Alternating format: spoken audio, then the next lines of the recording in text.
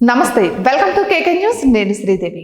AP CM Chandrababu హుందాగా ఉంటారు, హుందా రాజకీయాలు చేస్తారు. ఆ మాట అంటుంది ఎవరో కాదు, సాక్షాత్ వైసీపీ నేతలే ఆ మాటలు చెబుతున్నారు. మొన్న మధ్యన మాజీ మంత్రి పేర్ని నాని చంద్రబాబు హుందాతనం గురించి ప్రత్యేకంగా మాట్లాడారు.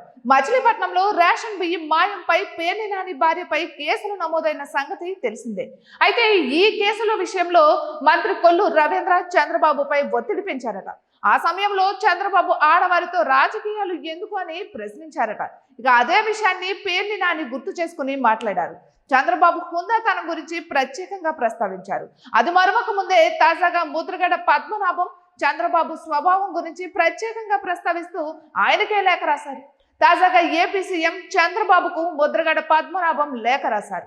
రాష్ట్రంలో రెడ్ బుక్ సంస్కృతి నడుస్తోందని, కేసులతో వైసీపీ శ్రేణులను వేధిస్తున్నారని, అది మంచి పద్ధతి కాదు అంటూ చంద్రబాబు దృష్టికి తీసుకువెళ్లారు. ఇది మీ అనుమతితో జరుగుతోందా అని ప్రశ్నించారు కూడా.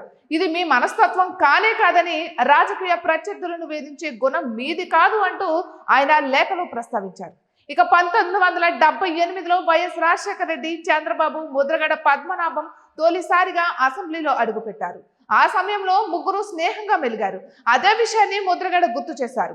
అప్పట్లో ప్రత్యర్థులను వేధించేందుకు ఒప్పుకునేవారే కాదని, ఇప్పుడెలా రెడ్ బుక్ అనుమతించారని ప్రశ్నించారు. ఇక ముద్రగడ పద్మనాభం కుమార్తె ఇటీవల జనసేనలో చేరారు. మరోవైపు జగన్ సైతం ముద్రగడను పెద్దగా పట్టించుకోవడం లేదు. వరదల సమయంలో పిఠాపురం వెళ్లిన జగన్ కనీసం ముద్రగడను గౌరవపూర్వకంగా కూడా కలవలేదు. ఇక అదే సమయంలో ముద్రగడ సైతం పెద్దగా యాక్టివ్ గా లేరు. తాడేపల్లి వైసీపీ కేంద్ర కార్యాలయంలో సైతం ఎప్పుడూ కనిపించలేదు. ఇక వైసీపీ కార్యకలాపాల్లో కూడా పెద్దగా పాల్గొనడం లేదు. కానీ ఆయన కుమారుడు రాజకీయ భవిష్యత్ కోసం మాత్రం ఆలోచన చేస్తున్నారు. అందుకే అప్పుడప్పుడు మీడియా ముందుకు వస్తున్నారు, లేఖలు విడుదల చేస్తున్నారు. చంద్రబాబుపై విరుచుకుపడే ముద్రగడ ఆయనను మెచ్చుకుంటూ లేఖ రాయడం విశేషం. మొత్తానికైతే వైసీపీ నేతలు చంద్రబాబు హుందా గురించి మాట్లాడుతుండడం ప్రాధాన్యతను సంతరించుకుంది, రకరకాల చర్చలకు కారణమవుతోంది. ఇటువంటి మరెన్నో వీడియోస్ కోసం కేకే న్యూస్ తెలుగు ఛానల్ ని సబ్స్క్రైబ్ చేసుకోండి.